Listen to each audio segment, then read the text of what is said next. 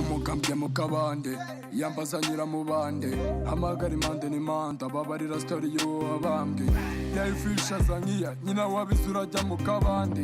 wakurikira iryo jwi asanga izuba riramena imbwa agahanga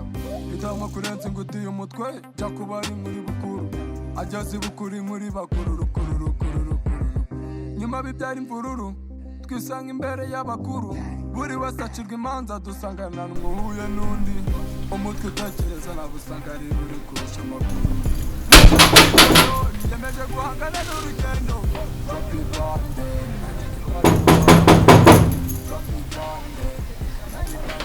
umuntu ubyukira abantu aya masaha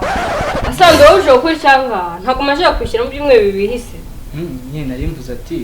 wanyishyuye n'ukundi kwezi ugiye kuba mu nzu hasi hari icyo bitwaye se bitwaye se iki umuntu yishyura ukwezi arangije ntabwo yishyura uko agiye ugeze nawe uyu mugabo ashobora kuba asanga ugeze ngundi ko dimbazi sitayiki kandi unyishyuye n'ukundi kwezi nta kibazo n'ubundi inzu wanjye wayibamo se kuri inshuti yanjye ko se nkwishyuye gute kandi narayishyuye nese ko numvaga nyine numva ngo ubushyuhe winshita avuga ati aza kukureba ubushyuhe njye se wambonyemo vandarateri cyangwa wakize ndikiznyemo ntabwo ndi kuvuga ubushyuhe ubu ngubu bw'izuba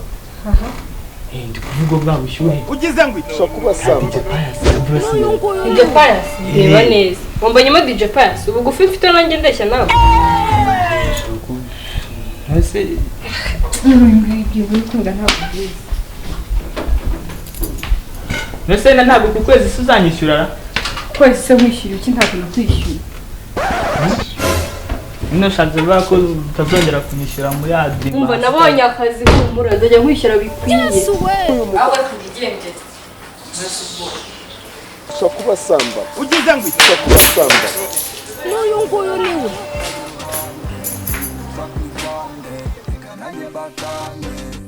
Trape panta bajama bamuzindi njana batange abari muri iyo njyana iranje mucange nubona ngezeyo igihe twabaranye nkafata neza katanyishyura ujye kwirebera mu gihe niba ndabikora ntarabikora neza indaya mbaya n'uyu nguyu niwe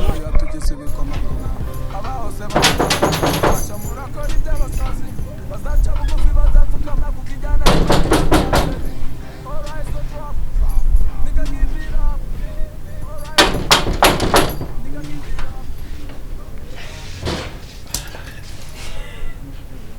igisori se suzi ko ari kinini ukubwiye muza mukubita abantu mukinguza abantu muri iki gitondo urashaka iki urashaka urumva wifitiye esprit uyu niwe mukozi mushyashya wazanye uraseze reka ngiye mu kuri oya reka kumbuza reka mu kinyarwanda nizere ko atumvise nzamufata ariko kuza atumvise gacuba twarisha ibishyimbo ubundi uyu mukozi wamukuye ikibungo hehe imusanze oya no se ko afite imari afite ikivuri cyinshi ubundi kandi tuganire ubundi vuze ntabwo bizi ko uriya ari umugabo wanjye ese kutigeze umubwira ari kumubwirwa n'iki ibintu ukoze none urabizi wowe harya akora iki vuze byumvise mugeni sawa mwirirwe nari mbasuye nukuri buriya amafaranga naboneka uzayame nta kibazo sibyo amafaranga y'inzu buriya nta n'ikibazo urabizi tubanye igihe kinini neza nta kibazo cy'amafaranga y'inzu ahubwo mwirirwe mwirirwe ukwezi gutaha nabona nta kibazo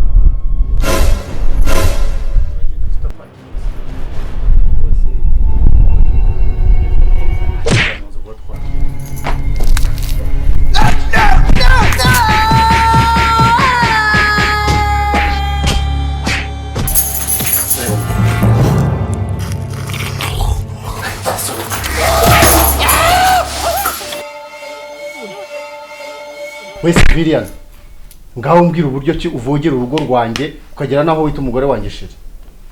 vuga se fafande ni nge nyiri mazu kuburi nyiramazu se biguha uburenganzira bwo kuvogera urugo rwanjye vuga se ntabwo nazongera mbabarirwa none ntabwo byazongera ni iki kibigutera se ni iki kibigutera afande ni satani ukuri bayanyeje satani niwe watumye wubaka no mazu yesu we uyu mugabo ashobora kuba asamba umwanya niwe uvuga ibintu utatekereje niba ari umunwa wawe kwanza ngwino njye kukwereka aho ufungira ngwino.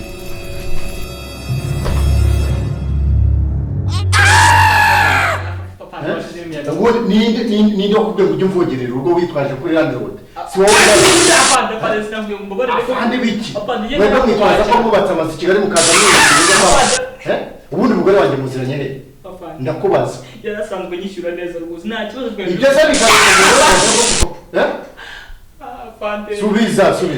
Afande ni ukuri mbabarira sinabona. Njyewe nzongera kugusanga winjira